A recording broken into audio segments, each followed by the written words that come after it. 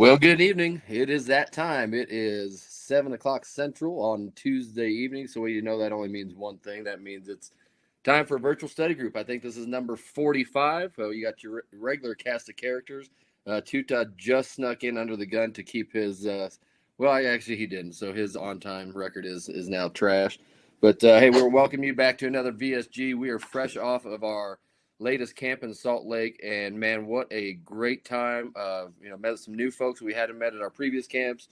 Saw some folks that were there at both the other camps. So it was great to make some new acquaintances and see those of you that we'd seen before, but hopefully everyone had a great time. Once again, our premium weather we like to order came through for us. It was a nice 85-degree day. Boy, we had some interesting football, to say the least. Some things that you probably don't ever see, but we saw that over this past weekend in Salt Lake City. So, Brandon, I don't know, man. I had such a good time in Salt Lake City. I'm kind of bummed that we don't have another one coming up this weekend. Well, we could do that. I mean, if you have line up. I mean, just line up your kids. We'll come do a camp there. That's right in the backyard. You're right. There you go. Yeah, let's do some backyard football, and I think we'll be good to go. Yeah, I like it. Yeah. So what you put out, this was embarrassing. Honestly, it was embarrassing. But you put out some stump. You were a chump that got stumped, quite frankly. Maybe. So yeah, we had some fun. There was a nothing play that we had in our. Let's see, Brendan, did we take the audio off of this? I can't remember. Yeah. Okay, good. A simple nothing play that we had at the Black Hills camp, and then we got to talking about it afterwards. And then, of course, we put a poll up. Oh, look at this! The video editing department was very busy this weekend. We put a poll up, asked people what would be the result of the play, or not the result of the play, but what would happen if this quarterback exchange happened to hit the ground. And then what ended up happening is we went through the poll questions, and then somebody, probably the chump, tried to explain what would happen. And I would think that's the chump. I mean, if we would just. You're talking about a noun, chump, and then there has to be a person, place, or thing that identifies as the chump. So okay. I'm just okay, Brandon. Thank you. Was that not where you were going with that? That's not where I was going with that. But thanks for your input. Okay, good. Anyway, so we had some real good fun with that. We had a bunch of submissions. We decided to put up a contest, and of course, the winner would receive a Pure Officiating polo shirt. Before we get into the winner, how about the chump tries to figure out how to actually explain what happened, Brandon? Just to be clear, you are the chump. I just want to make sure we're all clear. I'm playing the role of the chump today, yes. Well, Brandon, I mean, to be completely honest, there were three of us on there last week, and we all were terrible. So, I mean, I can't let Tuta take the whole blame. For that you one. Can you can okay. It's funny when we have a situation that for whatever reason gets blown up, like this video angle. That's great editing, by the way. When that happens, the face of the crew is the referee. I mean, the face of the crew is the referee. So I feel like I feel like the chump owned his position as the chump, and but guess what? So whatever happens, we have to either reinforce good things that happen so we repeat them in the future, or if it's not a great optimal outcome, then let's get better and make sure that when this happens to us again, we nail it. Right. So let's nail it. Are you ready? Yeah, and I'm going to be honest. I learned a really good lesson that day, Brandon, and really one that we could take onto the field. Start at the beginning. If you get into a tough situation, just go to the beginning. Start over. Figure it out from the beginning. And I tried to be so smart and circumvent the system and shortcut the system and start all in the middle and prove how great I was. And all I did was prove that I was a bit of a chump. So here we go. We see the play over and over and over and over. Let's talk about what it is. Let's talk about what it isn't. Let's go. Here we go. So, a lot of people said that it would be a fumble if the ball hit the ground. Let's talk about what a fumble is. A fumble is to lose player possession. Okay, so that's very important. Losing player possession. Well, what in the world is player possession? Well, okay, somebody didn't put these slides in order. Okay, I'm looking like a chump again. Here we go. Player possession refers to custody of a live ball. And if you look in number A, letter A, I like to say number A, the ball is in player possession when the player has the ball firmly in his grasp. And look at the last part, while contacting the ground in bounds. The quarterback in this play did not or was not contacting the ground in bounds, although he may or may not have had the ball firmly in his grasp, which we're not debating here, but he was not contacting the ground in bounds. So if he lost the ball, he never actually had player possession. And since he never actually had player possession, what that means is that he could not have fumbled the ball. So everybody who thought that this would be a fumble if the ball was on the ground, that was a common mistake that we made. But a player cannot fumble the ball unless he has possession of the ball. Okay, so now let's go back to the beginning. What actually started the play was a snap. And a snap becomes a backwards pass when the snapper releases the ball, other than via hand-to-hand exchange. In other words, if a quarterback is in the shotgun and the snapper snaps the ball, it's a backwards pass. If the quarterback is underneath center, which we don't see that too often anymore, then the snap does not become a backwards pass. But in our situation just now, the snap became a backwards pass. Well, guess what? A pass is still a pass until it is caught or intercepted by a player, or the ball becomes dead. This is the fleeting rule reference right here, Tuta. This is the one that I feel like tripped all of us up on this. Maybe. I don't know if that's the one yet. Well, because okay, keep going then. No, go ahead. What? Well, I was just saying, this really gets into the status of the ball, and I'm not sure our rule does a great job of defining or completely lining out what the status of the ball is in these various situations. Right. But the phrase "a pass continues to be a pass until it is caught or intercepted by a player, or the ball becomes dead." That sentence is very key to this play. Exactly, because we just on the previous slide we established that this is a backwards pass, right? That's it. And now on this slide, which is great until you reconcile it with this rules. Right here. And so now we've established that the backwards pass, which we previously established, it continues to be a pass until it's caught or intercepted. Well, how do I catch a ball, Brandon? Well, we already know that because Daniel does a great job explaining that to us repeatedly. To catch the ball, we have to secure firm control. We have to touch the ground in bounds with a body part down in bounds. And then we have to have, the element of time deal. So on this play, maybe we can debate firm control. We certainly can't debate touching the ground in bounds. And we absolutely positively cannot debate the element of time. There was no element of time there. So in other words, the player, i.e. the quarterback, did not catch the ball. So if he did not catch the ball, as we can see on this slide, it is still a backwards pass. Boy. So one thing with the element of time, and absolutely you're 100% correct. But one thing with the element of time is that if we see a player actually perform an outcome of the game, that short circuits that so-called element of time. That's correct. Because if you have the ability to perform the outcome of the game, then element of time becomes immediately satisfied, so long as we have control of the football and a body part on the ground inbounds. Excellent clarification. I know why you're saying that, Brandon, because what we're saying is if he redirected the ball, handed the ball, pitched the ball, then he did perform an act common to the game. However, numbers 1 and 2, we have to have firm control and we have to have a body part down inbounds. That's right. That's right. Both of them, not just one of them. Yes, there's a big old and right there. But no, that was a great clarification that you made.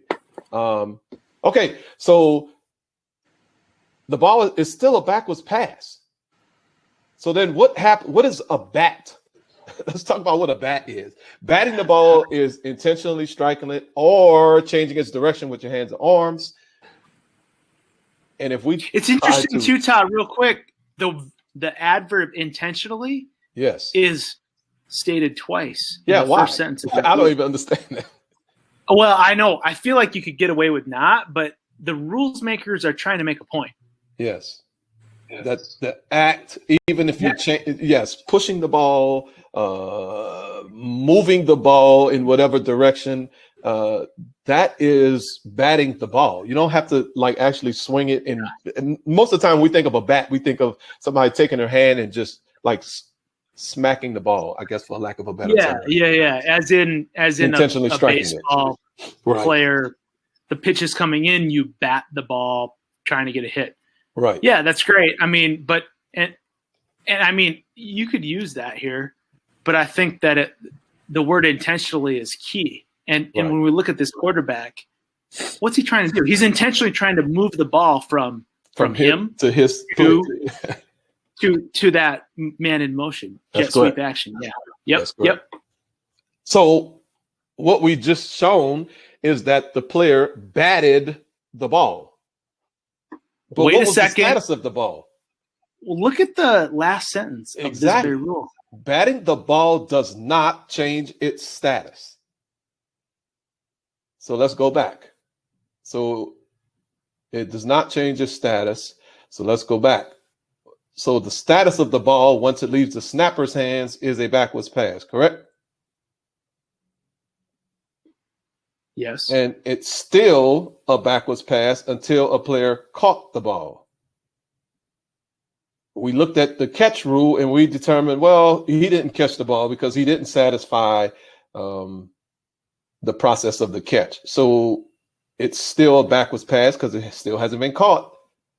So now if we say he batted the ball, which he did intentionally change the direction of the ball, at the end, it says the batting the ball does not change its status. So the status of the ball is still the backwards pass that we established 4 slides ago. So guess what is not legal? And I left both of these Article 1 and Article 2 in it because you could probably use both. No player, and if you look at C, no player shall bat other loose balls forward in the field of play or in any direction. Okay, or pretty explicitly, batting a backward pass in flight. And we just established that the snap is a backwards pass. We established that it's still a backwards pass until it was caught or recovered. We established that the quarterback did not catch it, so it's still a backwards pass. So when you bat a backwards pass in flight, that is a foul. Batting a backwards pass in flight shall not be batted forward by the passing team. The passing team obviously is the team A, who was the player who started the play with a snap, which was a backwards pass. That is the team. That is the passing team. That is a 10-yard penalty. So if that ball was to hit the ground, it would still remain, as we stated here, a backwards pass. And we previously established that it would not be a fumble. So if we're talking about the 4th down fumble rule, that would not apply in this situation because it's not a fumble. It's a backwards pass until caught or intercepted. So the answer to last week's poll question was that it is neither an incomplete pass nor a fumble. which seems to be a pretty strange and crazy thing to say. How can that possibly be neither an incomplete pass nor a fumble? Well, we just showed why it's neither an incomplete pass nor a fumble. The ball remains live. However, by technically, we do have a foul for illegal batting. I don't think I would throw a flag for that, because that just doesn't seem to be what the spirit or the intent of the rule is, for simply a high snap and the quarterback just doing what he normally does. If the snap was a normal snap, I don't think that's the intent of the illegal batting rule, but that is a foul for illegal batting. Any questions in the chat on where we are?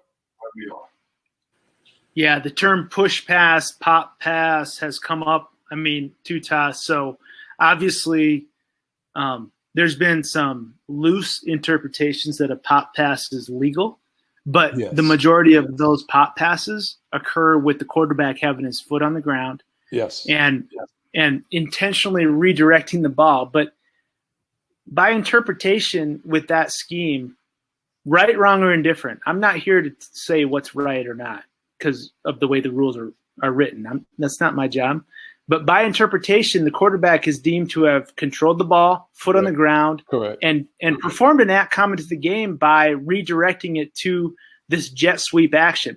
That's correct. But that's when his foot's on the ground. Right. So look, this play that we talked about, if you judge he got his foot back on the ground and then redirected the ball, yes, it certainly would be legal based on the pop pass interpretation. If you judge that he redirected this ball while airborne, that's what we're talking about right now. That's correct. So, of course, everybody wants to know. This is the entire country is just begging to know who won. Edge of their seat. Yes, I would definitely say. So we had a really good. Let's see. Let's just tell you, Mr. Bill Robers won Stump the Chump contest. It was so funny because not only did he nail all of the rule references and explain the situation, he went into detail on Team A wearing illegal jerseys and all of the ramifications behind Team A wearing illegal jerseys because the numbering wasn't clearly contrasting and visible enough. So we thought that was pretty funny. So Bill Robers is the winner of the inaugural Stump the Chump contest. And just to be clear, you're the chump. But anyways, well. No, I'm good. The question was if the ball hits the ground, right? So we actually said assume the ball hits the ground, and we started there a week ago. Right. And so a lot of people went deep into the fourth down fumble rule and like the essence and the history and why the fourth down fumble rule exists in literature. It was awesome. It was. So yeah. and sure, we're talking about unsuccessful handing. And again, if you judge his foot to be on the ground when he lets go of the ball, it's very tight, obviously. But the essence of this was to really break down all the other aspects that really you just did. And very few of us got there. There was a couple of us that did, but Bill's breakdown was not only correct, but also very comical. That's correct. That's correct. And I guess that's why it won. Well, that was fun, Brandon. Yeah, it was. Yeah, it was fun. We need to come up with more contests in the future too. We do, and we had to develop we had to go to a camp to figure this out. That's right. So and not only that, we needed one of our members to embarrass themselves to have this contest as well. So if I wouldn't embarrass myself, then we wouldn't have had the contest. So thank you, everyone. I'll take my bow and I'll leave now. I'll exit stage left. Yeah. More contests, great play situation. And you could argue he's got his foot back on the ground, but that wasn't the essence of why we did this, right? That's correct. Wasn't so I don't know if you've been around us, but it's the essence of it was to learn a rule that is very rare. But if you think about it, with all the pop pass jet sweep action that we see now in college football, all levels, right, this could easily happen. Right. And, but so Brandon, are we telling everybody to throw a flag next time they see this? Is that what we're expecting people to do? No. I mean, put the disclaimer up. Look, I don't know what the rules intend by that 942 clause. A backward pass shall not be batted forward by the passing team. Right. I feel like that was probably born 85 years ago with the option, quite frankly, like the triple wing or whatever you want to call it. But so what we're going to do is try to get some clarification from our our competition committee, our rules editor. And if we do in fact succeed in getting that clarification, we will be the first ones to share that. Because is this the scheme that rule was intended for? Spirit and intent of the rule? I don't know. And again, it's not our job to form opinions on this stuff when we're working the plays. It's our job to really know the rules and then execute and administer what we know. But perhaps this could be a play where the rules makers could see, oh, wait a second, that's not what we were thinking. Yep. Yeah. Very good. Feel it is an incomplete pass. I know, right? I mean, right. I love the chat comment. Feel it is an incomplete pass. Right. That's not our job. Our job is to actually just administer the rules. So I feel like a lot of things out on the field in a lot of different domains relative to how the game is played, how the game is communicated, how people treat us. I feel like a lot of things. But my job is to do my job. My job is to do my job. And if indeed I judge him to be off the ground and then try to, exchange possession of the ball or whatever you want to call it, give the ball, like you said, give the ball to the running back here. If he never comes down, then this is clearly an illegal bat based on how the rules are written. And without further clarification, we just got to rule as such. Right. I think this was fun because it was more of a trivia type of contest too, as well. In essence, when we apply this on the field, we may or may not do something different. But this is really fun just from a trivial aspect. So this was the Salt Lake City camp. How many games did we play? 3? 3 games. 3 games, 6 crews, the full complement of instant replay. Yes. Most of the time we had 4 angles to video. But that's a story for another day. Check this play out. This is an onside kick. Now, I really want you to watch this play, and we're going to talk about the administration of this. But first, check out this poll. And it's crazy. I know the poll is crazy. So the ruling on the field is the kicking team illegally touched the ball at the A44. We kicked off from the 35. So the A44 is 9 yards downfield. And the ball was recovered by the kicking team at the A49. We have a back judge who throws the flag for kicking team offside. Now, look at the poll. What is the proper administration of this situation? So we're trying to figure out the penalty enforcement. We've got illegal touching at the 44-yard line, which is 9 yards downfield. We have a recovery by the kicking team at the 49, which is what? 14 yards downfield. All right. Yep. And then we have kicking team offside called by the back judge. So we'll let this loop for a while. This was a blast. This play was awesome. And so we're going to do a couple situations here with a poll, and then we're going to go right into the audio we captured from how the crew processed this, which is great. Yes. In my opinion, I don't know if everybody agrees with me, but golly, I love listening to how our crews process these situations on the field. And I don't know if it's because I can just relate to everything they're going through, or if I'm just kind of maybe I'm like what do they call those people who you drive by a car accident on the freeway and you slow down? What is that called? Rubbernecking. Rubbernecking. Maybe I'm one of those people. But, man, I love listening to how we get to the result. The result be damned. I mean, quite honestly, I don't even care about the result. It's so fascinating how we get to the result.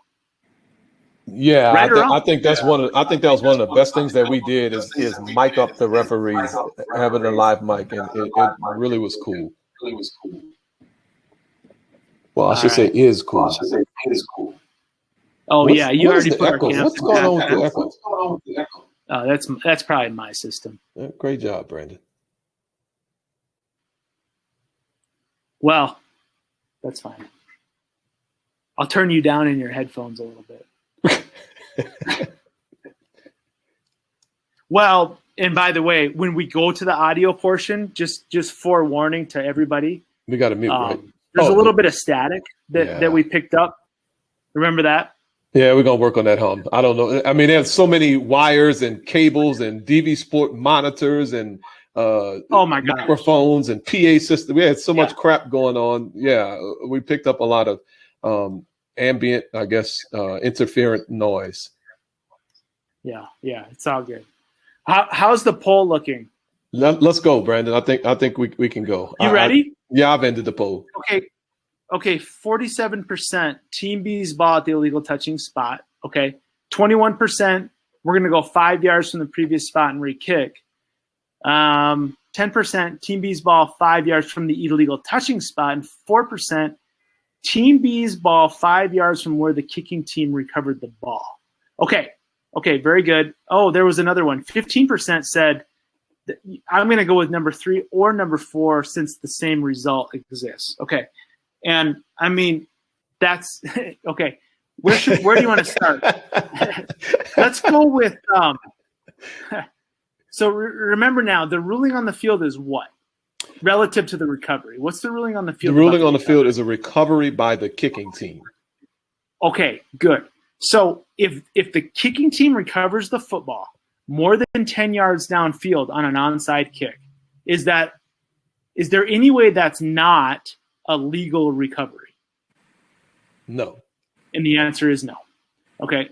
So when the kicking team recovers the ball downfield more than 10, that's a legal recovery. Therefore, there is no way by rule that the ball belongs to Team B at the end of the play. You see what I'm saying? That's exactly right. So we have to consider what happened on the play, and if the world ended at the end of the play, who would have the ball? That's right. So at this point in time, this player in the black jersey actually lifts the ball up a couple different times. He's got the ball. The ball does not belong to Team B at the end of this play. That's Team correct. A has recovered this ball 14 yards downfield, and therefore, just the way I think about this, and tell me if you do anything different, the way I think about this is the fact that, look, this ball does not belong to Team B. I cannot do this whole tack-on thing for fouls by Team A on this specific play, since A is legally in possession of the ball at the end of the down.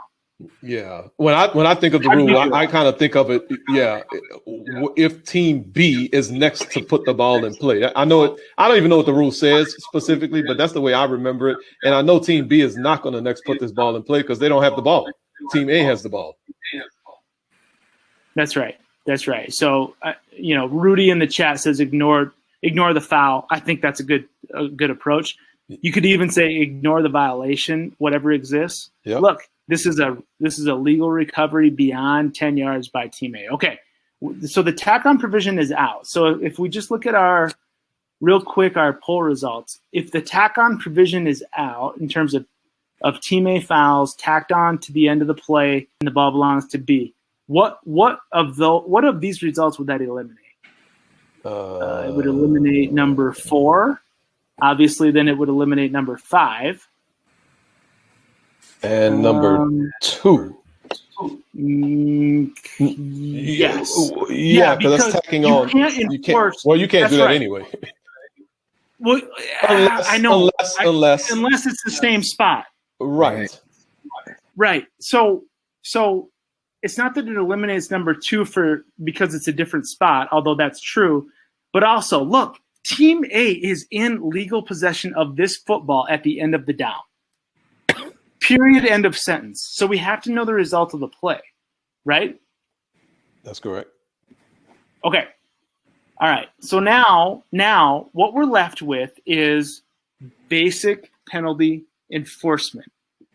All right. So basic penalty enforcement says this is so we got OFK. I mean, the only foul that exists is OFK, offside on a free kick is our code. Mm-hmm. The status of the football is obviously, and I don't even know, does OFK have the penalty enforcement in the penalty statement itself? That would be a question I would ask the group. Yeah, I don't know the answer to that, but I don't think it does. I thought I don't think it does either. Anyways, it doesn't need to, right? Because the ball's obviously going to be loose on a free kick when that happens. So why would they even go to those lengths? The basic spot with the ball loose on a kick is the previous spot. Previous spot, that's right. Clearly, previous spot. All right. So that's really all we have, unless the ball belongs to Team B at the end of the down, which then we can enforce from that spot. Okay, here's where we go. Here's where we get sideways. We think, well, we've got illegal touching by Team A 9 yards in advance of the previous spot, which it is, by the way. Mm-hmm. I mean, I don't know about you, but I've learned the rules that the kicking team can't touch the ball until it goes 10 yards. Yeah, I think that's one of the basic rules that we know. Yes. we know that. That's the essence of the onside kick. So that's great. We get, what do we do with that? I mean, we ruled the illegal touching violation, which is a very good call by our field judge here, number 20. We'll talk about the beanbag in a second. Whatever. But that's a very good call. So, however, we also know by rule, when we accept a penalty, what happens to that spot? Is disintegrate? Would that be the right word? Disappear? Sure. Good enough. Good enough. Good enough. The receiving team's right to take the ball at the spot of illegal touching is canceled or goes away or whatever you want to say when there is an accepted penalty. Yes. So accepted live ball foul. Live ball foul. Yes. Yeah. Absolutely. So in this instance, we have illegal touching at the 44 and a recovery at the 49. If you want to say you're going to accept the penalty, well, the illegal touching spot goes away. So there's absolutely no chance that can become an enforcement spot. You see what I'm saying? That's right. So that's the why behind this. And I mean, so what's the proper outcome? I mean, you could have said number 5 and you might be right by chance, but you're only right because the end of the play is the 49 and it would take it to the 44. So, but even that's not even right because actually the kicking team's in possession. So you can't do that. You were thinking that was right because you had the illegal touching spot hanging, but just remember, we accept the penalty, the illegal touching spot goes away. The only really thing to do is decline the penalty and award Team B the ball at the spot of Team A's illegal touching. Would you explain that any differently? Explain that to who? It depends on who you're saying. Who would I explain it to? A player, a coach? I guess the responses of our poll results. Oh yeah, no, I wouldn't. I like the way you explained that. Okay, so that's good. So now let's change it. Let's change it up. Same play. Oh boy. Oops. Oh, don't do that. I'm gonna go to the poll. So start that play back up if you can. I got a new poll. Yeah. On my end, the play froze. It did freeze, and I'm trying to reset it, and it ain't resetting. Okay, cool. Hold on. But look at this new. Oh, okay. You're good. Look at this new poll. So now, illegal batting. Yeah. Okay. Hold on. Calm down. You're getting it back. So now, new poll. Let's just imagine the player who receives the ball or recovers the ball at the end of this play is actually the player in the white jersey, member of the receiving team. Everything's the same, Tuta. Yeah. I mean, Corey, everything is the same. So the player who recovers the ball at the end of this is actually in the white jersey. At the 49-yard line. Yes. How does this change? Well, then you have a different team in possession at the end, so we have we can bring other aspects of penalty enforcement into play. There you go. So we'll let the poll results. We'll allow everybody to cast their vote.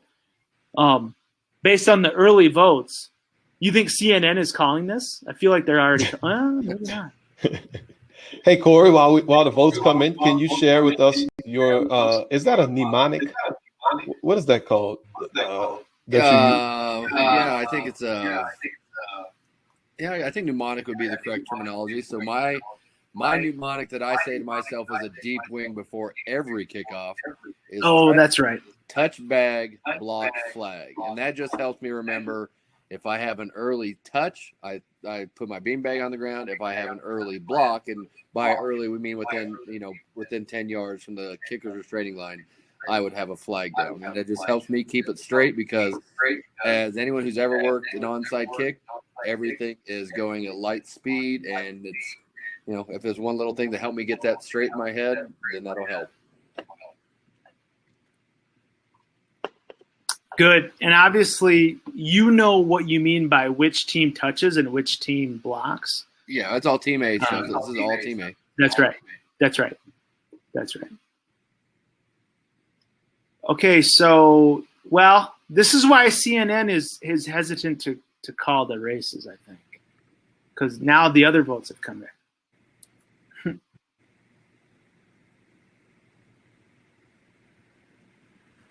So again, what do we have here? Same situation completely. Everything is the same.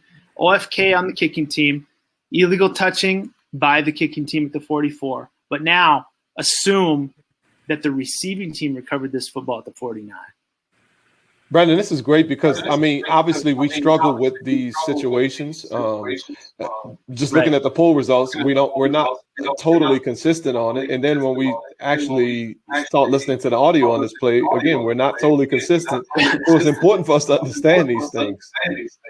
Yeah. Let's just end the poll quickly. I know, look, if internet's lagging, I'm sorry. Maybe you didn't even get a chance to vote, but we've got a representation here. So Here we see that 55% said, it's really either Team B's ball at the illegal touching spot or tack on the 5 from the recovery spot.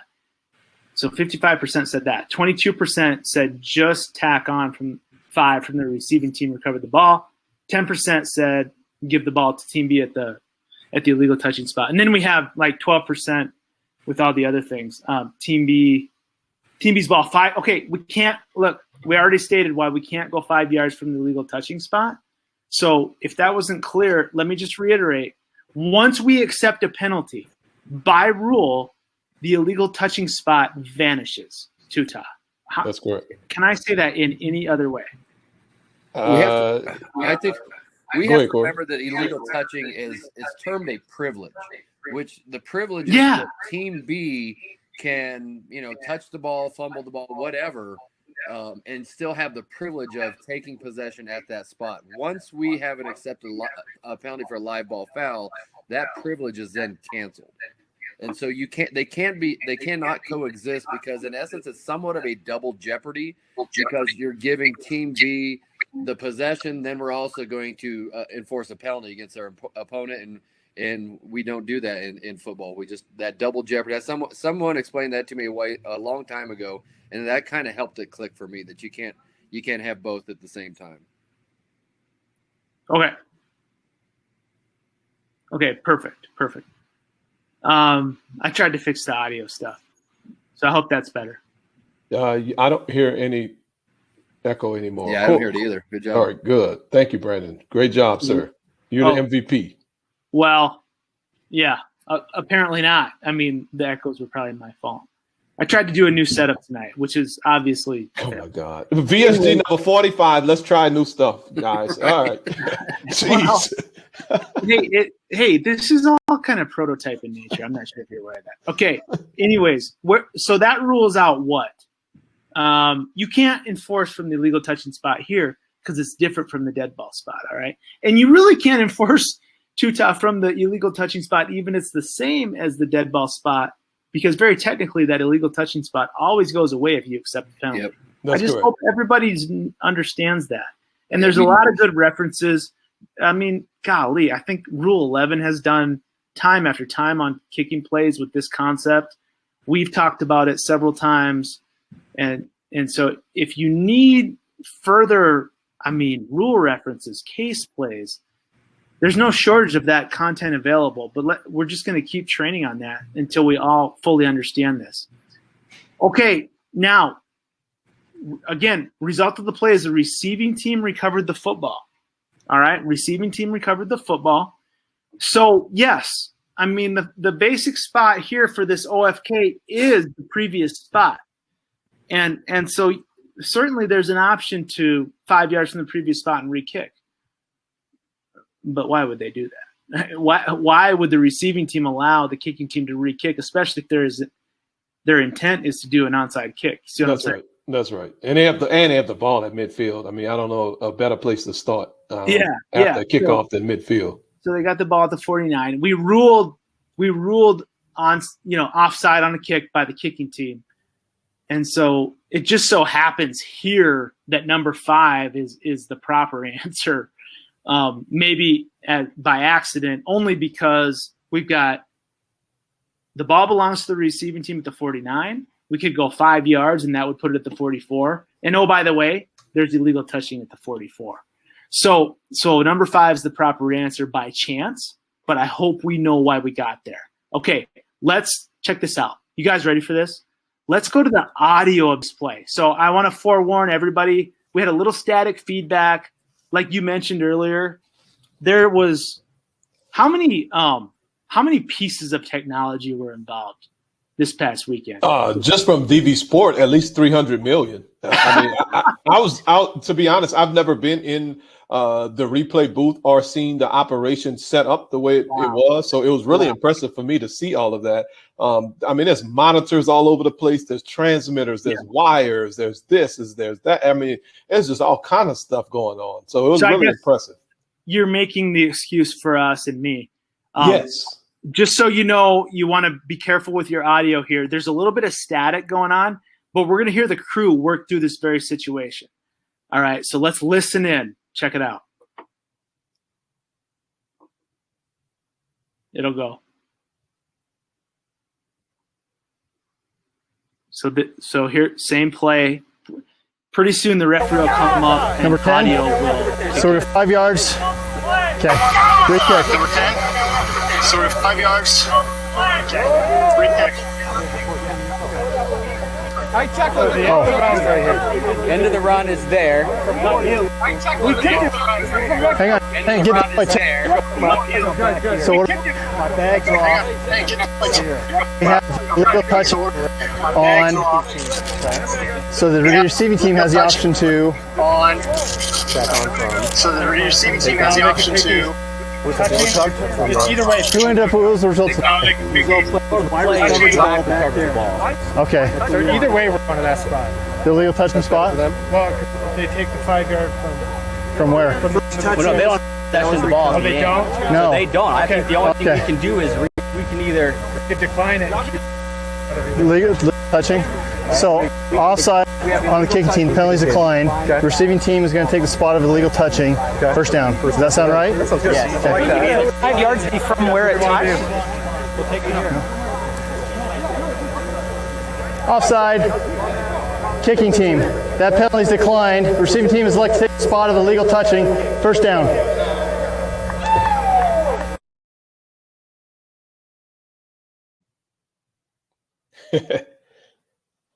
So, this is just great stuff, right? We've all been in this exact situation. And you even heard the crew have a little bit of conflict on the ruling on the field. Did you hear that? Yes. So it was really, and I think, Brandon, for me, and I guess I'll give a little sneak preview to some people. We're going to work on a project that we're going to use a lot of this audio from the camps that we've captured to generate some content that really talks about effective communication on the field. And this stuff to me is really cool to sit here and just watch, not only as a referee, but as a crewmate, to see, how do I communicate? How do our crewmates communicate? What are some of the things that we do to really get ourselves towards the right getting the right ruling on the field, the right enforcement of the penalty. And this is some really, really cool stuff to me. So I really like what we're doing here. And it's so real. Yeah, it is. It is. I don't know. I feel like, is it okay if I play it again? It's okay with me. I don't know about the rest of the world. I feel like all of us are geeks on the call. I appreciate y'all for being. You're not geeks. I'm the geek, but I just want to hear it. You definitely are the geek. What? I was just agreeing with you. You are a geek. Okay, just shush. Let it go. How about muting your mic?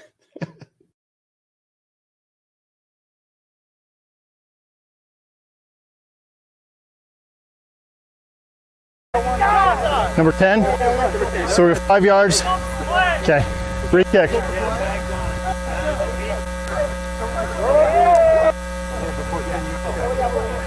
I check over the end of the run's right here. End of the run is there. We kicked it. Hang on. Get the way. So what? My bag's off. We have illegal touching on. So the receiving team has the option to Tack on from. Take No, on. they can take these. Touching. Either way, it's who ended up. What was the result? result play is black recovered the ball. Okay. So either way, we're going to that spot. The illegal touching spot. Well, they take the 5 yard From where? from the touch. Well, no, they don't touch the ball. Oh, they don't? No. So they don't. I think the only thing Okay. we can do is we can either. We could decline it. Legal touching. So offside on the kicking team, penalties decline. The receiving team is going to take the spot of illegal touching. First down. Does that sound right? Yes. 5 yards from where it touched. Offside. Kicking team. That penalty's declined. The receiving team is elected to take the spot of illegal touching. First down.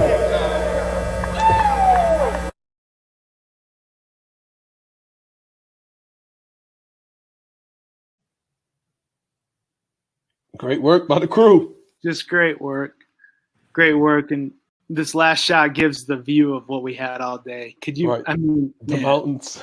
how, I just love how cool and calm the referee was during that. You know, I he was know. just getting things, and he would get stuff that he didn't want. He'd just kind of leave it there. Even the question from the player, he was focused in right then, and that's just, if we can all do it that way. No one was trying to over talk anybody. You know, when you found an error and somebody's thinking, said no, we can't do that, and you just kept moving down the road. And so I'm sure to that crew that felt like that was a 10-minute conversation, but I thought they did a really good job. Oh, I totally agree.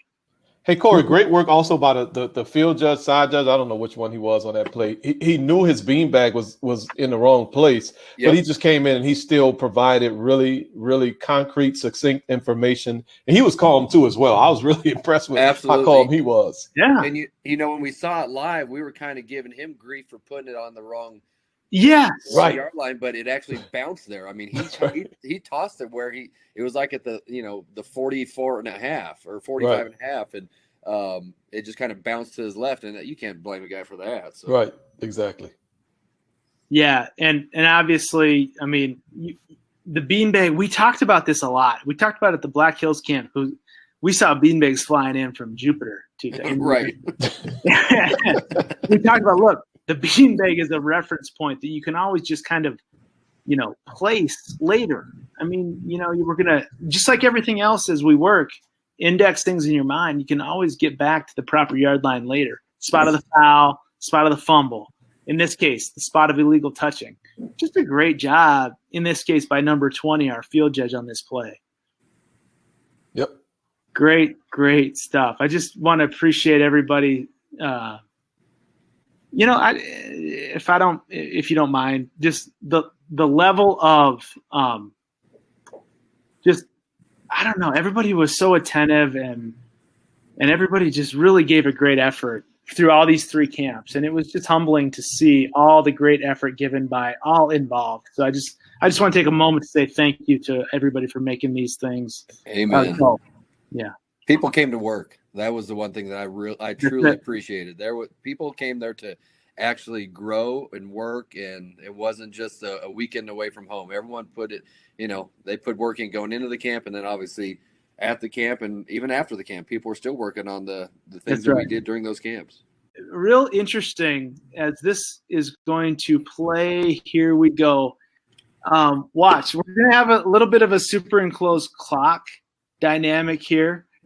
And this is really interesting. You guys may or may not remember this. So we have a sack. Right near the end of the half, the clock indicates what the time left in the second quarter. And look at this. The Team B player with his helmet off yells to the coach, "I need to go out." Well, if you would have watched him, he actually took his own helmet off. and now here comes his substitute on, okay? And now the referee is going to charge the offense a timeout, which we understand. Well, this is really interesting because the crew processed this as the player's helmet off through play. Mm-hmm. You guys following me? Yep. So it's very interesting to think about. This was the second quarter. So you watch the guy now. He's near the 40. He actually takes his own helmet off. So we could talk about, look, it's really important to know how the player's helmet got off. Because if he takes this off after all the whistles have been blown, maybe he's readjusting it. Maybe he's injured. I don't know. But we want to know the difference if you agree, we want to know the difference between a player taking his helmet off on his own, after a timeout versus the helmet coming off through play. Because at 3 seconds left in the half, that matters. Yeah, you think? Yeah. Hey, Corey, I remember us having this conversation with the field judge, and that was one of the main things we talked about, right? Yep. Remember that? Yep. And because he said he was properly so, he was turning to check the clock because we only had one clock here, and he was really hard on himself. For I got to get that. It's like, man, no, it's okay. I mean, you're properly looking at the clock, and in that moment of time, do you truly know how that helmet came off? And he, to his credit, he said, "Well, no, I don't." And so, we always say this: if you don't know 100%, you can't make a proper ruling. And so. This is the video evidence of why what he did was correct. Right. Right. Okay. But this led to a greater conversation. Yeah. Of course. so let's poll. Okay, check out the poll. Let's poll on the better conversation we had in the locker room at halftime. We were all sunburnt by now, dehydrated, borderline, kidney disease, whatever. But anyways, we're back in the locker room. And we're discussing this situation because it's fresh in our minds. So, again, we charged the offense a timeout. But now let's pretend this player's helmet did actually come off through play. We can clearly see on this video it didn't. There's no debate. He just takes his helmet off. He's tired. He needs to go out. I don't know what the deal was. Okay, so look, what would we do with this if, in fact, the Team B player's helmet came off through play? And we know that we are charging a timeout immediately. So this is really interesting. There's three options. Charge Team A their timeout since they called it before the helmet was reported, to the referee. The helmet off was reported to the referee. And therefore there would be no option for a 10-second runoff. Okay. So that's one option. Or would you say that, look, Team A has the option of a 10-second runoff, give them their timeout back? Because think about this. By the time we knew the helmet was off, the offense had already called timeout. That's right. So we got to think about how we're going to manage this. Or the third option, would you say Team A has the option of a 10-second runoff, but still, we're going to charge them the timeout. Maybe all the discussion before we put the poll up, maybe this or whatever, but this was just a very interesting situation that I'm not sure, Tuta, I was prepared for if this would have actually happened to me. And you do have this helmet coming off through play. Well, you prepare for it now. Exactly. And that happened about 5 times this weekend, by the way. That's correct. Yep. We saw crazy stuff. Right. And we'll definitely have to share some of these other crazy plays as well. Oh, man, we've got so much. So, again, the situation is this. His helmet comes off through play. obviously there's 3 seconds left. Team A wants to set up a Hail Mary. Can we? I mean, we'll just kill the spoiler alert here, or cliffhanger, whatever you want to say. Team A wants to set up a Hail Mary, so they call timeout right away. And now somebody comes in and says, "Look," to the referee, the helmet. He had his helmet off through play. So how do you handle this? I mean, are you going to go through your 10-second runoff situations or options, or are you just going to be kind of steadfast and say, no, they called their timeout. We're done with all that. Couple poll results, still bouncing around a little bit. We had a lot of opinions on this.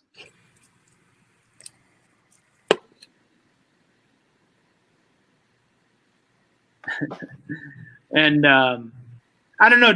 Before we get to the poll results, do you guys want to address, would this ever rise to the level of an unsportsmanlike conduct for removing your helmet in the field of play? I would say no.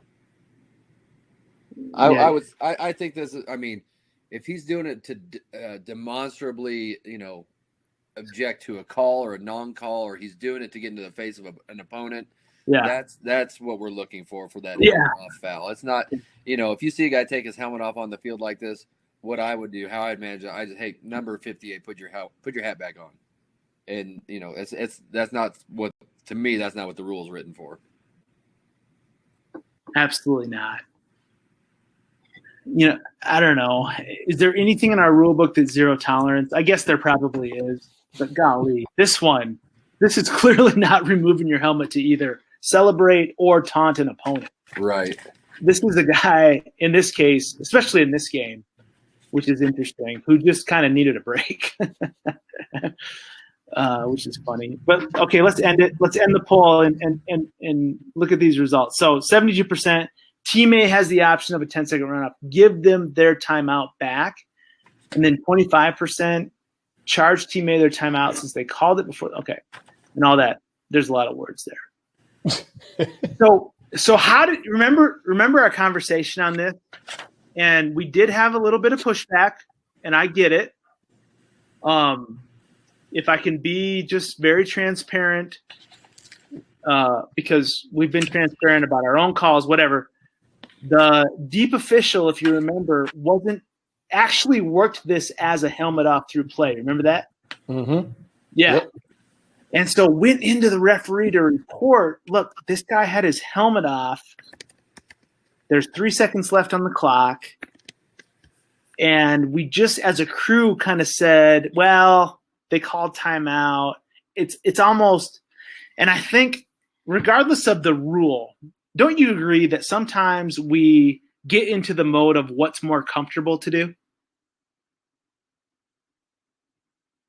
Okay, I'll let Okay, I need to work my mute button better. Absolutely. Okay, good. Yeah, I mean, because, I'm going to leave it at that. Yes, we do.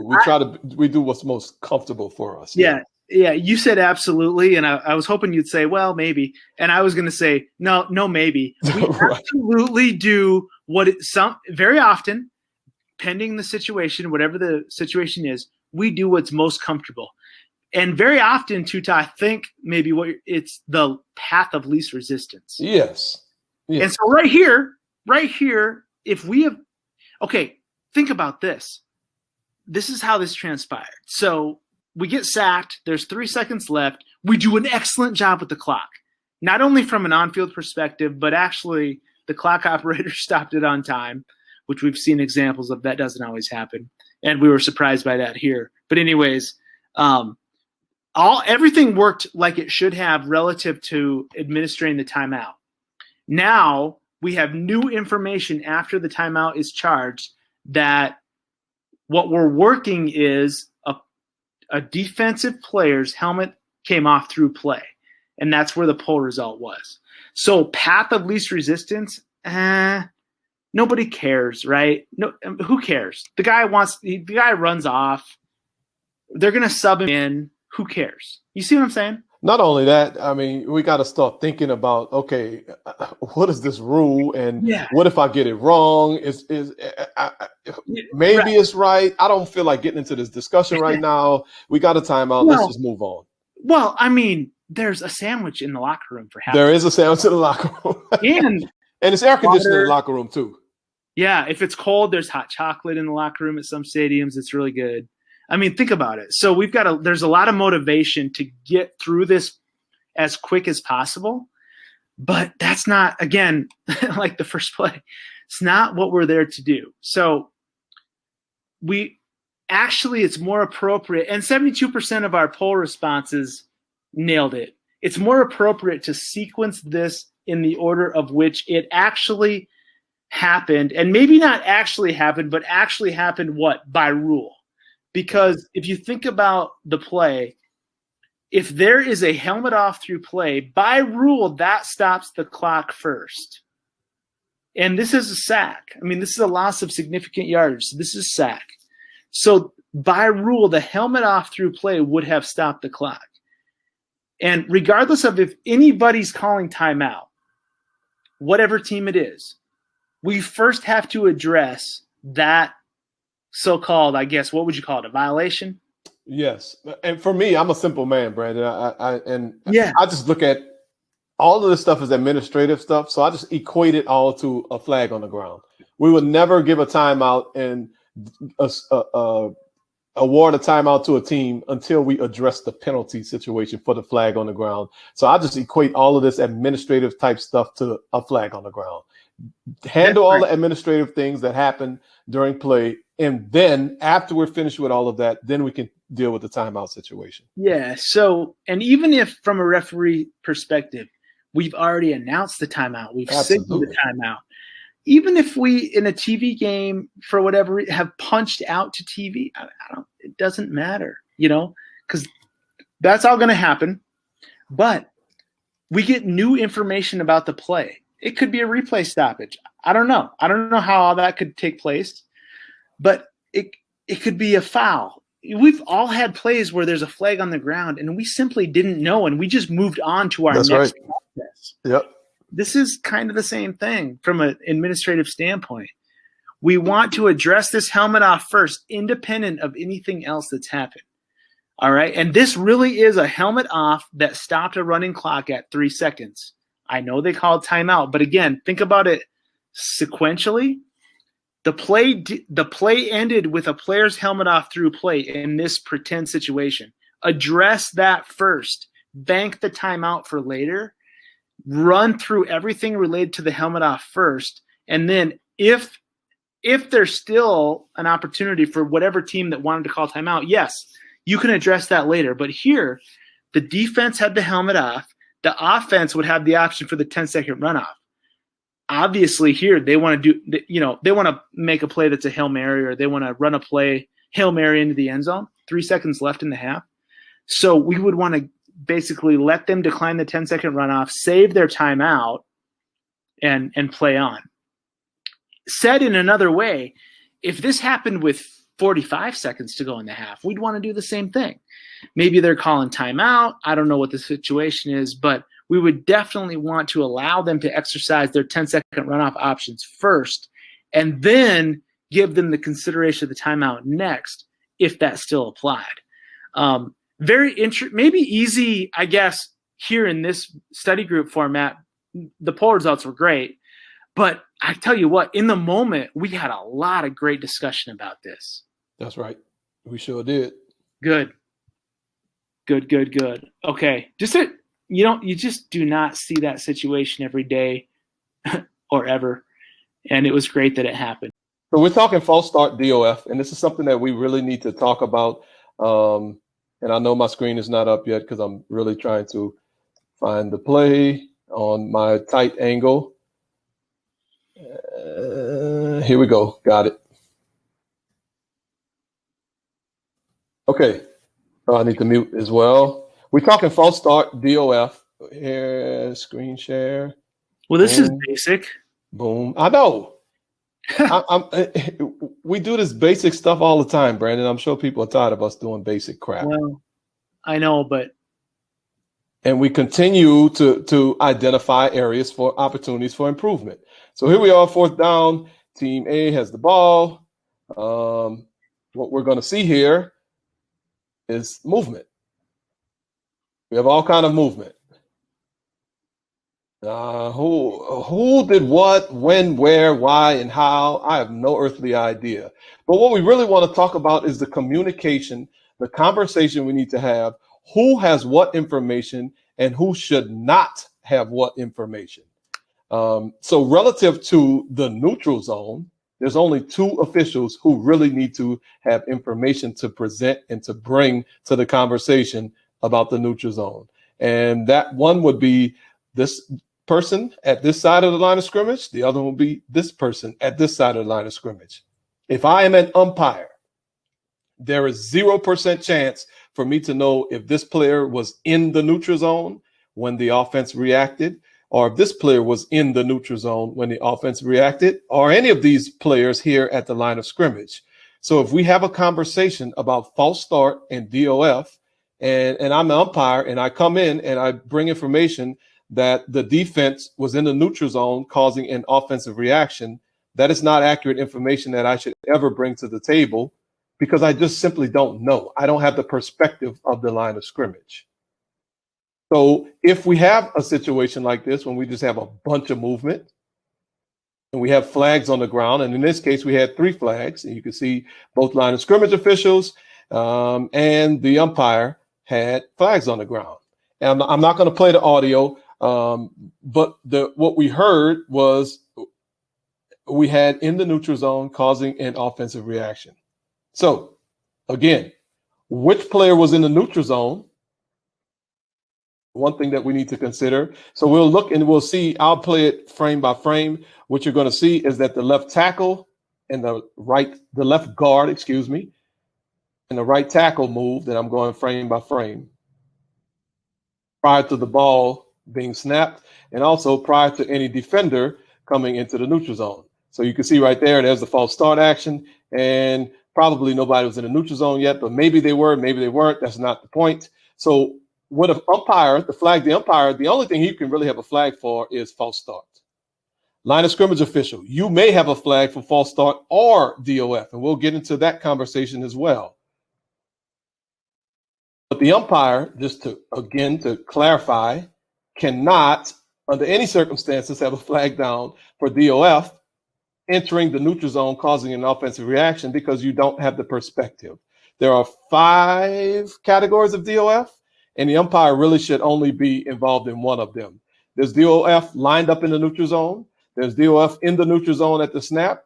There's DOF unabated. There's DOF entering the neutral zone causing an offensive reaction. And there's DOF with contact.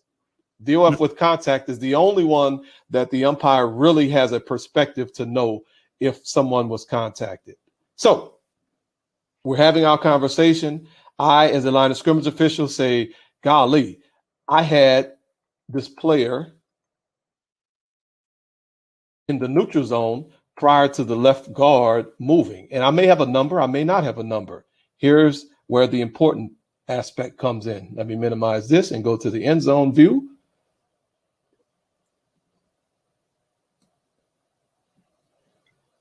Here's number 44. We can see him right here. That is the player that we ended up calling DOF in the neutral zone, causing an offensive reaction on. God bug it. And I'll cut this up poorly. Great. No, I think we got the essence of it. So yeah. Why did you want to show the end zone relative to this player? Exactly. Because what ends up happening is, if I'm a line of scrimmage official and I have this player entering the neutral zone, the information that the umpire can bring is, was that player threatening the player who actually committed the false start violation, which was the left guard? If the player that I have in the neutral zone is this right defensive end who is outside of the tackle, then the only player who can be protected, quote unquote, from that action is that tackle. Yeah. If, for instance, I have this player entering the neutral zone, then the players who can be protected, depending on how that player enters the neutral zone, are here, here, and here, since he was head up. Yeah.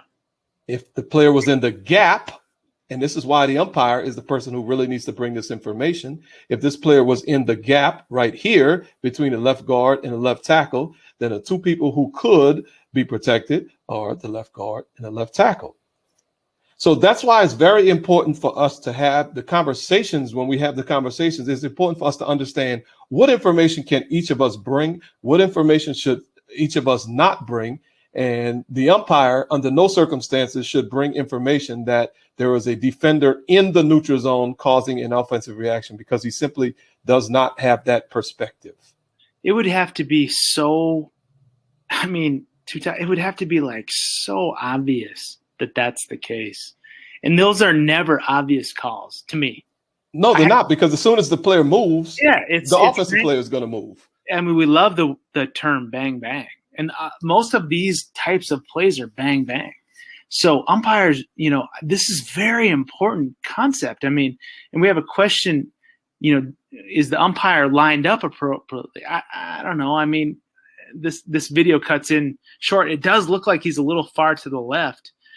But again, if he was shifted over to the right in the A gap, would that linebacker be obscuring his view from what he needs to see? So perhaps he was over there for a reason.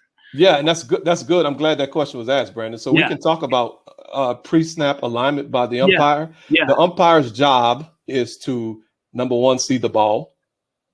Number two, see the left guard, the snapper. The right guard, the guard, center guard. Now, if for whatever reason the umpire cannot see the ball and all three of those players, he will immediately give up the left guard, because we have a center judge who is also secondarily responsible for action on the left guard prior to the snap. So the umpire in this situation, if he felt he couldn't see all three players, then I think he did go to the right spot to make sure that he saw the right guard, the ball, and the snapper. I don't know if that answered the question. I think so. I think the question was pretty specific for this play. It's not worth it because every play is going to have its own identity. So that's correct. The overwhelming kind of global guidelines you provided, I think, rule the day, and they can be applied to. If I'm not too over the top here, I think they can be applied to 99% of plays. That's right. And by the way, that 1%, then figure it out. Figure it out. That's right. And I hope that's come through especially the three events that we've held, just relative to the fact that, yes, we absolutely believe in mechanics manuals and all these great things. But at the end of the day, to cliche this thing to death, if things are different, then we need to use our talent to figure it out, Yes. And I'm not sure how much that applies to this play. I feel like the umpire was probably working in probably a pretty good position, whatever. Mm-hmm. The bottom line is you cannot come in, and by the way, as the line of scrimmage official, you cannot allow an umpire to come in and say, well, I had the defense in the neutral zone causing the offense to react. That's correct. You cannot. That's exactly. An immediate red flag from the line of scrimmage official position saying, well, then your vote doesn't really count. Right. Is that too strong? No, it's not, because you have to understand the information that's given and understand the perspective of the information that's being brought to the table. Really, on this play, the only thing I would expect the umpire to have is a false start on the left guard. And then we can start getting to the rest of the conversation about, well, was the defender in the neutral zone prior to the left guard flinching? I don't know. We get into the rest of that conversation, but the umpire, to me, the only thing I would expect him to have is false start on the left guard. Absolutely. And, it just, golly, these plays are tough. They are. Don't let anybody fool you. These plays are very difficult. I'd be interested. I don't know. I know that we quantified OPI because it was a really big deal a couple of years ago. So we put hardcore statistics to it. We've never quantified this as much. My guess is because, OPI is a more high profile play, quote unquote.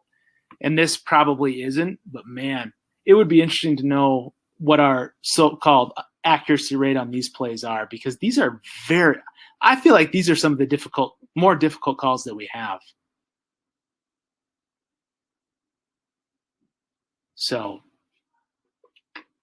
I think, Brandon, I think they are the most difficult, honestly. Yeah. It all happens so quickly. Well, you know what the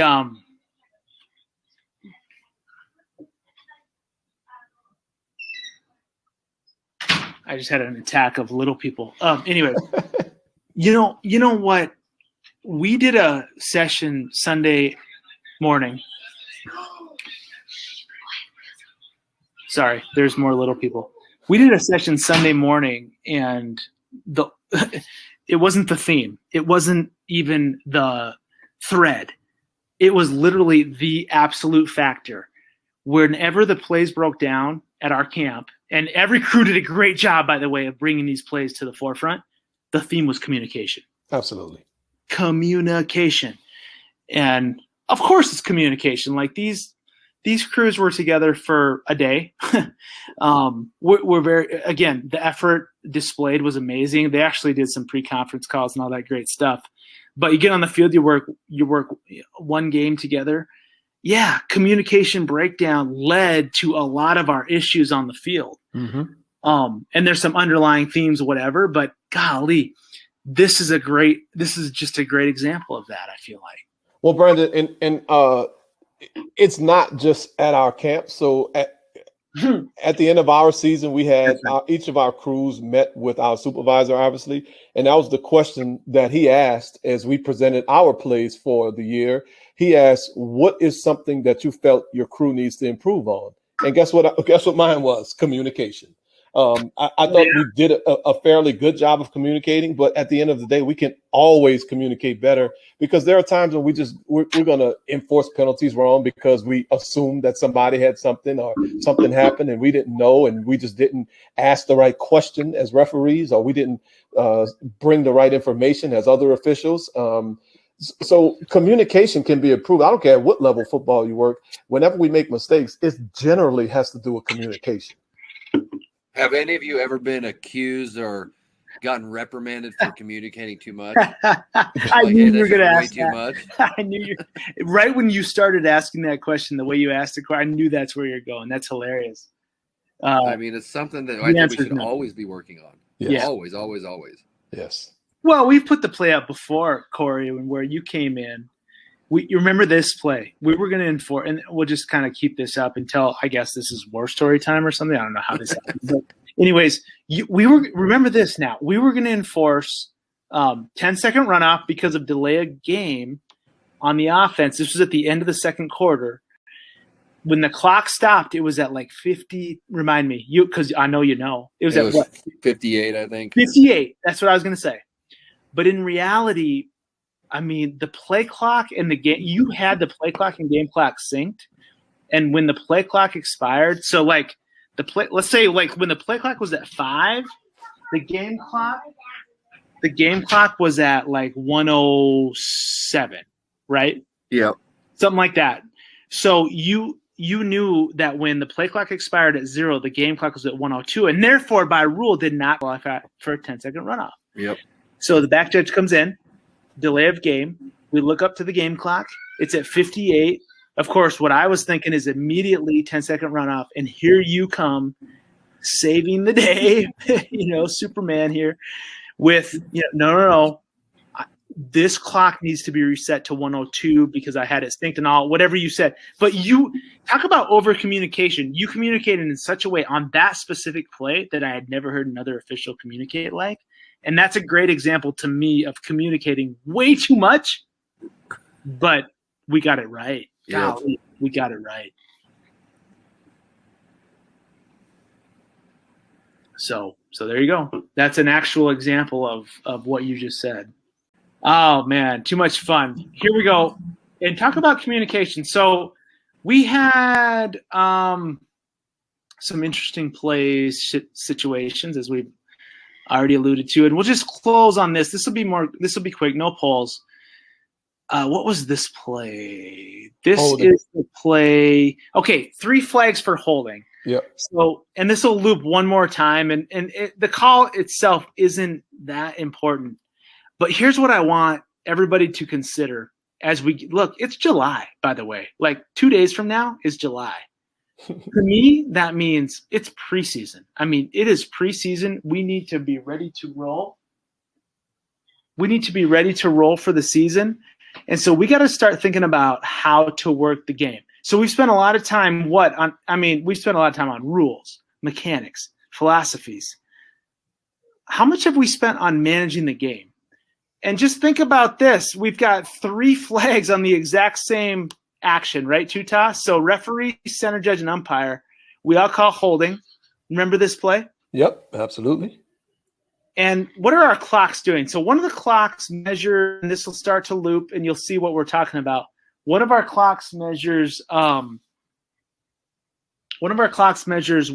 long it takes from the end of the play when the ball becomes dead until the announcement begins. And in this case, it was 25 seconds. And then our next clock measures from when our announcement begins to when we next put the ball in ready for play. Mm-hmm. And we talked about this, right? So we talked about this as our crew efficiency metric with 2 subcomponents. And, look, the point of these numbers isn't good or bad. Would you agree with that? I mean, what's good, what's bad? I don't know. The point is to set baselines with your crew and say, is it appropriate if we all have the same foul for it to take 25 seconds for us from when the ball becomes dead for the referee to begin his announcement? Because what that really means is it took us 25 seconds to figure out what to do. Right. And then is it then appropriate to take 36 seconds from the announcement to get the ball back ready for play for a total time of 61 seconds? And again, the goal is not 0 here, but the goal is basically to try to become as efficient as possible while maintaining accuracy. So play it back. And this is here's the situation. Let me break down the situation. It's 1st and 20. Or was it 2nd and 20? Do you remember? I think it was 2nd and 20. 2nd and 20. And we have a clear and obvious hold and a sack. Okay. So does the team want 3rd and 20 like 4, 23? Or do they want 2nd and 30? So we got to think. So when we're looking back, if you're doing this efficiency exercise where you time how long it takes for the referee to get into the announcement and then how long it takes to blow the ready for play, these are these 2 numbers. If you time that, this starts to expose some potential flaws or risks in our process of administering the game. Would you agree with that? Yeah, and then we just start watching and looking. That's what's so good about the all 30. We can start watching and looking and seeing, okay, well, what is it that's maybe making us go a little slower than we would like? If just looking at it from a holistic standpoint, though, this is 1 foul administration in a game that took 61 seconds. If we have 15 fouls in a game and we do this exact same efficiency, that's 15 minutes of time when we're just standing around doing nothing. There's no action on the field, and none of the fans in the stands, none of the players, none of the coaches, nobody watching at home wants to see 15 minutes of officials just talking to each other, trying to figure out what to do. So it's just a matter of what areas can we use to become a little bit more efficient. And that may be, did I blow the ready for play quick enough as a referee? Did I get to the enforcement spot quick enough as a wing official? Did I help bring the ball in if the ball is not available as a deep wing official? There's everybody on the field has a job that they can do when it's time to start administering things. And we just need to figure out how can we be as efficient as possible to administer the game. Yeah. So again, the goal is not 0, Corey. I mean, we had a lot at this camp, especially. We struggled with this. Let's just say, be honest, Brandon. We struggled with administering the game. You're telling me to quit dancing around it. But yeah, the thing is, I mean, okay. And I know that we talked about on that specific play, and we don't need to go over it again and again on video. I know we had to get the decision from the coach. Okay, great. That's fine. It was 2nd and 20 and it's going to become 3rd and 23. Yes. Okay. That's fine. We got personally for me, I feel like that's an automatic decline. analytically, but I don't know. Corey, what if we have to get the decision from the coach? A lot of times at this camp, with real games going on, and I know the players and the teams were all kind of structured interestingly, like the owner of the team was the nose guard. Right. But golly, we heard a lot. Well, and all of a sudden the coaches are actually calling out, like, what do I need to do with this penalty? Could you give you're a deep wing on that last play. It's holding by referee, umpire, center judge. Are you not involved, or what are you doing to help? Well, I've always, I consider penalty enforcement, I liken it to music. And if we're doing it correctly, it comes across as a symphony where everyone's playing their instrument at the same time. When we break down is when it's a whole bunch of solo performances. So I don't know if that jives with anybody else, but that it helps me. And so everybody should be doing something during penalty enforcement. And myself as a deep wing, if obviously I need to know what is the foul called on the field, what is the result of the play, and get that to my coach and say, Coach, and I always like to talk to them in their language. I want to I don't want to say, hey, Coach, would you like 10 yards from the previous spot, or would you like this second down at the succeeding spot? They don't know what that means. They don't speak our language. But if we can speak their language, say, hey, Coach, would you like 2nd and 20 or second and 20 or 1st and 30, whatever the case may be? Ask them those questions, because they will immediately respond to that, and then I can get that information into the referee, who then gets it to the center judge, umpire, if you're working 7 or 8 person mechanics, and we're all working in orchestra, and it looks so much better. And you take those 60-second crew efficiencies down to 15 to 20 second, and to Tuta's point, if you do that 15 times in the course of a game, you're taking 6 or 7 minutes off your game time, and it just plays better. Yeah. And I mean, it really isn't the it was interesting too, also just from some real quick anecdotal points. I talked to the center judge about penalty enforcement on our crew probably 5 times a season, thinking about 12 games across 12 games. Mm-hmm. Because the center judge is really expected to know how the heck to handle penalty enforcement. That's right. 90% of penalty enforcements are very, very simple, and nobody could argue that they're not. I mean, golly, we got 10-yard penalty from the previous spot. There's no need for the referee. But we did see, a lot of us, especially from the referee position, telling our center judges how to mark the penalty off. Now, look, maybe the center judges needed that, but maybe they didn't, and maybe the referees were just doing that. So you, as a new referee last year, what did you find new or different or surprising about the penalty enforcement process, and how do you think that affected your efficiency? So to be perfectly honest, Brandon, I never even thought about it, and I never paid any attention to what the center judge did. I don't think I talked to him one time last year about penalty enforcement, because I took the approach that we're all out there to do a job, and we know how to do our job. And I expected everyone to do their job and take ownership of the game. So I never, ever, ever, ever talked to the center judge last year about penalty enforcement. He was always right there when someone was reporting the foul, getting information. He got the information. He was gone. By the time I was turning on the microphone, he was halfway through with the penalty enforcement. I finished my announcement. Back it out, he's holding the ball up, I move him off, and then we roll. So I think that what it is sometimes we don't trust that our crew is going to do the right thing. But I think we all just, especially as referees, we have to allow and expect that our crew is going to take ownership of the game, just like we take ownership of the game. And instead of directing everyone to do everything, just allow them to do their job in the way that they know how to do it. And if there's some issues, then we can handle that during pregame for the next week. Well, here's the thing. If there's issues, what's the date? It's June 29th. You're going to get, and I know, look, what's the comeback? Well, we don't work in crews. Well, hang on. Yeah, come on. I feel like, and maybe I'm wrong, but I feel like a lot of us, even if we don't work in crews, which I've been part of that, by the way, I've been part of that dynamic, and it's really interesting.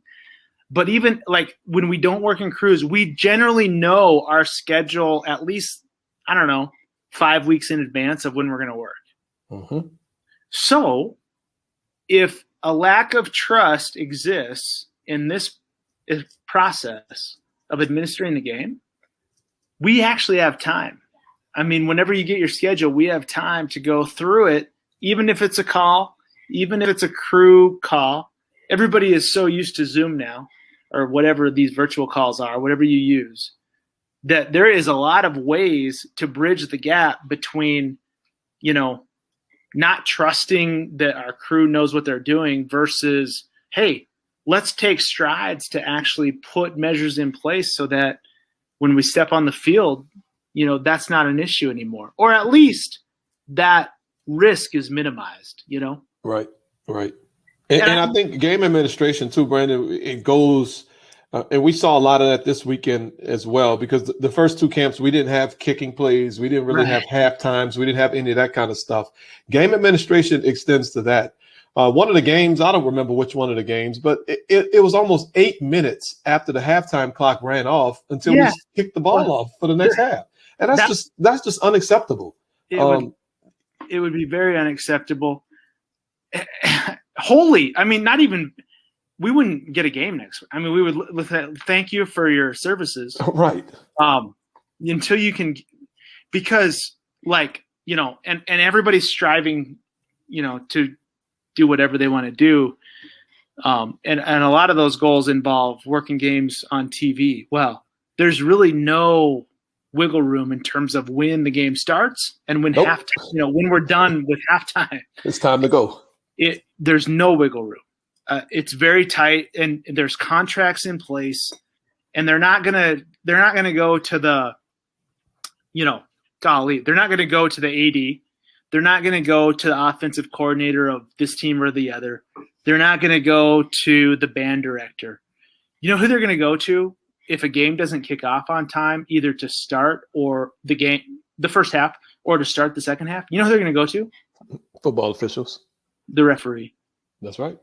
And you got to be really just diligent in how our crew is set up to manage the game. Now, this play here, this is the last play of the night. We'll get off. This play is hilarious. We've got, and this was very interesting. This was actually the play before the last play. So it's 1st and 10. And I was reminded. These plays in a row, weren't they? Crazy. I was reminded in the chat by the back judge on the game that the last play was actually 1st and 20. So the question would be, do you want 1st and 30 or 2nd and 23? Which I think 2nd and 23 would win the day. So look at our clock is superimposed, and the play is ended. So now we're timing, and this is just an exercise that we've done to measure, again, 0 is not the goal. And we don't really care if it's we kind of care if it's 4 minutes, but we don't care what the result is. We care why the result is what it is. So we'll keep watching this. It'll keep going. Very often we cut all of this stuff out of plays we normally present, but here we can't help ourselves. So we're debating. What are we debating on this? Do you remember this play? We're talking about the potential for a chop block versus offensive holding, and then we also had a receiver step out of bounds. Remember that? Yep. Yeah, so by now our deep wing is here. Heck, we've even got our umpire clinician in there, which is concerning. Right. What is he doing in there? That's the guy. He tossed the coin for the first game. I don't know if you noticed that. He did. He actually intruded on the coin toss.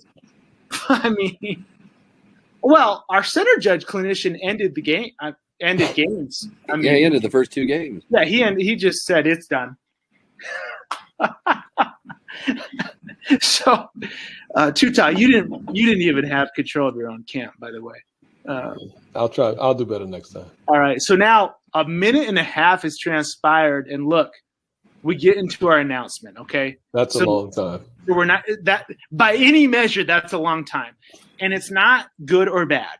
I just want to make sure we're all clear that as we do this exercise, and if you do this exercise with your crew, there's no good, there's no bad.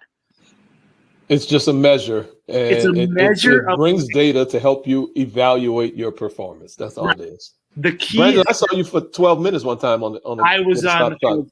Right? 12 minutes. The game didn't go on. They didn't even go to TV break. We could have flushed. We could have flushed every TV break in the hopper during that delay for that quarter. Well, maybe for the whole game. Honestly, that was pretty long time. For that game, I mean, it was like, I don't know, midday or something. But whatever. I don't know why you brought that up. That was a low blow.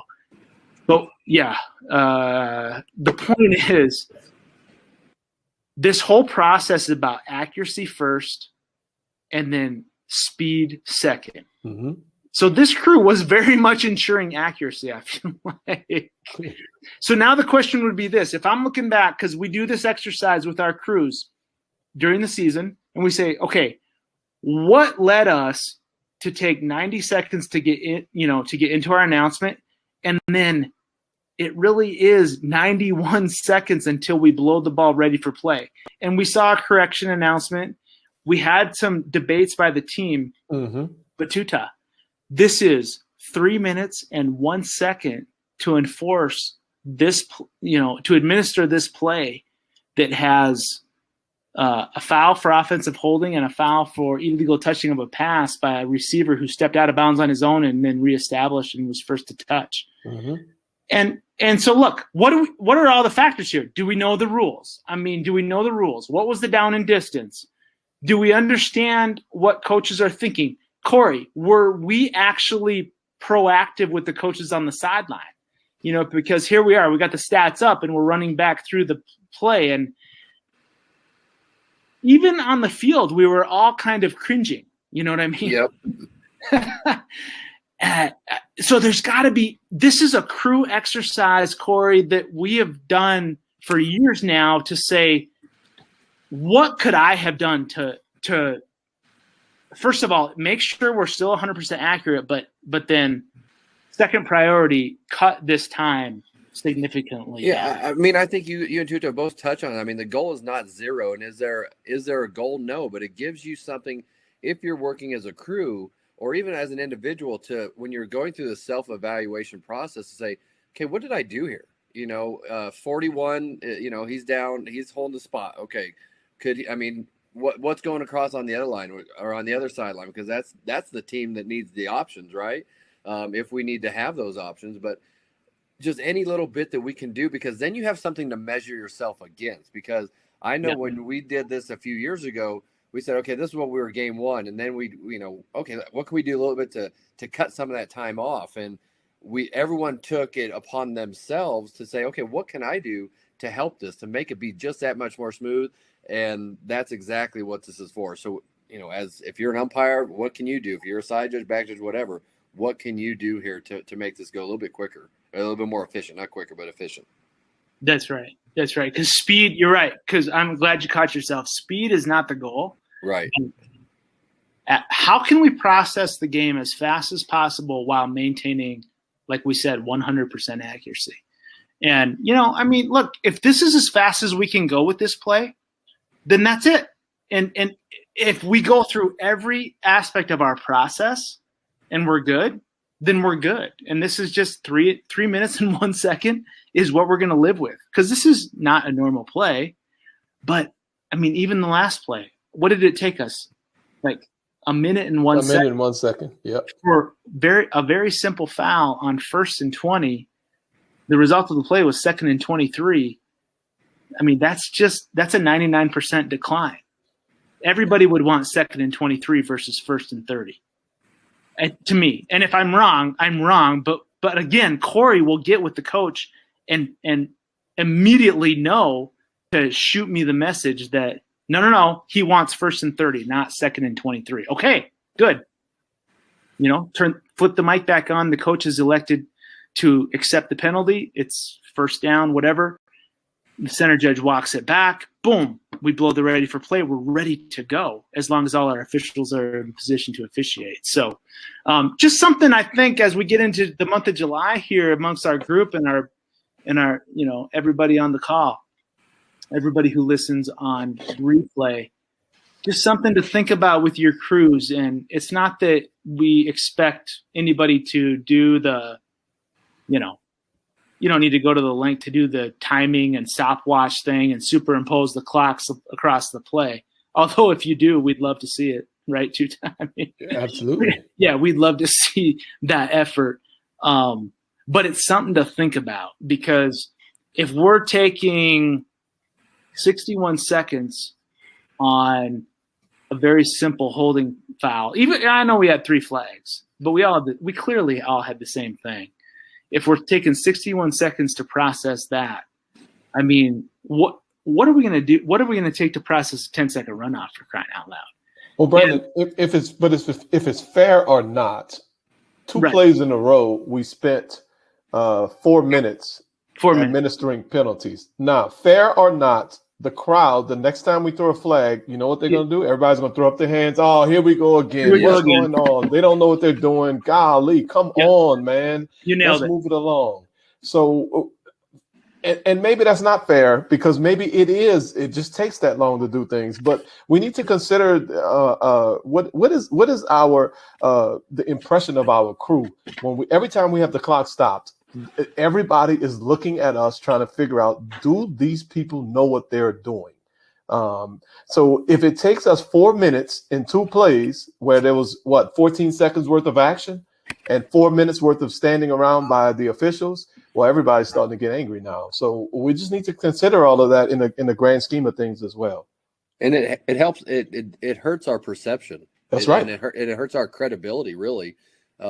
Because like you said, the fans, the coaches, the announcers, what the heck's going on out here? That's right. And it just that's why I think we take this so seriously, because Brandon, you made good mention of this at camp in Salt Lake, that it's how the game plays most of the time is one of the determining factors of how successful of a game we have, because the fans, coaches, they don't really care for the most part. Our judgment, they do care about how well the game flows and how well it looks. So, I mean, this is our chance to take control of that. And if we don't take it seriously, well, then our credibility could take a hit. Yeah. And the point I think we talked about Sunday morning with all this, because, I apologize to the crew that we just picked on their 2 plays. It was kind of cherry picking on our part to pull these plays since they were back to back. But it was the essence of the point. But the point was this: it's not that you missed these calls. I mean, it's not that we got any of this wrong. Golly, I mean, we may have made the best judgments. Our replay officials were great. We just were on point on our decision making. All our calls were great. But if we are inefficient with our game administration, if the game plays poorly, immediately the perception of our competence drops significantly. Mm-hmm. And, it's funny. I mean, even if we nail Tuta the most crazy, pass fumble play with a double change of possession and fouls on every interval within, if we nail that,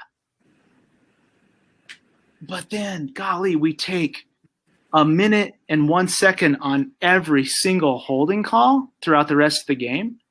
Like you just said, the next time we have anything, everybody immediately thinks we don't know what we're doing. Yep. And I don't want to misinterpret what we're saying. We do not do this for everybody to think we're so great. That's not why we do this. However, we are part of a global production of this game. And this game, like we talked about Sunday morning, this game is revered by the entire country, which creates a situation and a platform for millions of people to enjoy what happens around, all around the country relative to the game of college football, and obviously pro football too. For that matter, high school football too. Exactly. I know. I mean, forget about it. All levels. And therefore, we are all stakeholders in making sure this game is presented in such a way that produces competency, that produces efficiency, that produces, the consumers of the game having the best experience possible. And if you don't think that us as officials are part of that, well, that's something that we all got to get on the same page of, because we absolutely are. And we are expected to be so. And that's why this is important to us, to really create an atmosphere where Accuracy's number one. Don't get us wrong. We're not trying to get these things done in 0 seconds. We're first trying to be accurate, but we're trying to be as accurate as we possibly can, as fast as we possibly can, so that the game plays very, very well to meet the goals that I just laid out. Pro, college, high school, whatever level you're talking about. It's very important to millions of people.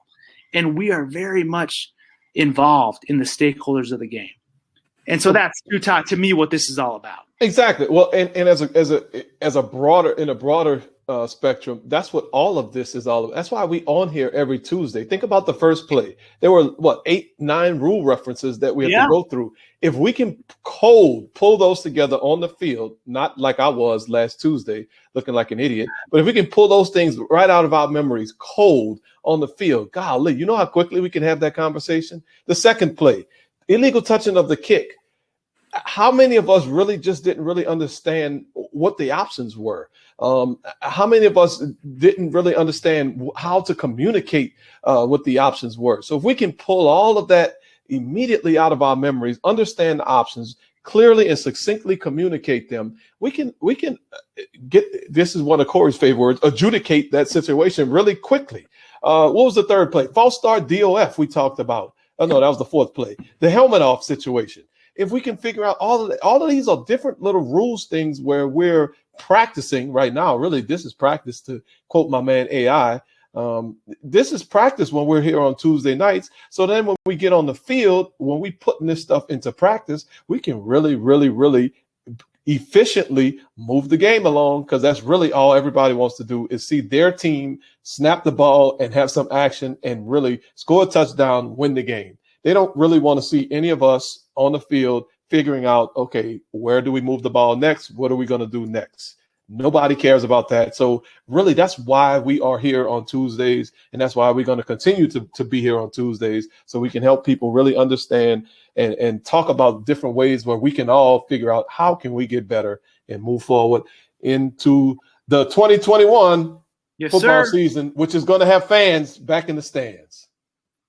Yeah, man, I feel like, don't you feel, I don't know, is it me? The month of July is a huge, to me, always what's the word I'm looking for? It's like an interchange. Like we go from study mode, a what? A transition.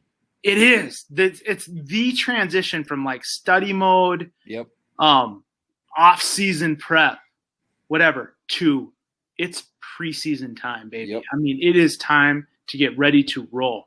Because then August, a lot of whatever level there is, there's going to be scrimmages. We got to get rolling on scrimmages, and then the rule references really kick in relative to the new rule changes. Yep.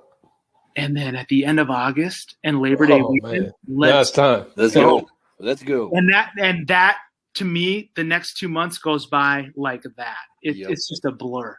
So let's all hit the transition. That's why we ended tonight with game administration efficiency. We saw it at the camp. We're ready to roll. Let's do what we can. Let's add value to our crews. But look, we're not going to end here. I mean, golly, we've got a lot of concepts to keep hammering home. Corey, I think we'll do it again next Tuesday. What do you say? Hey, man, I think that's a great idea. I'll sign up right now. How's that? All right. Thank you, everybody. Have a great night, and we will see you right back here next week. Thank you. Hey, make sure everyone has a very happy 4th of July. I mean, you're talking about the importance of football to our country. Happy 4th of July. Let's have a great weekend coming up. Yeah.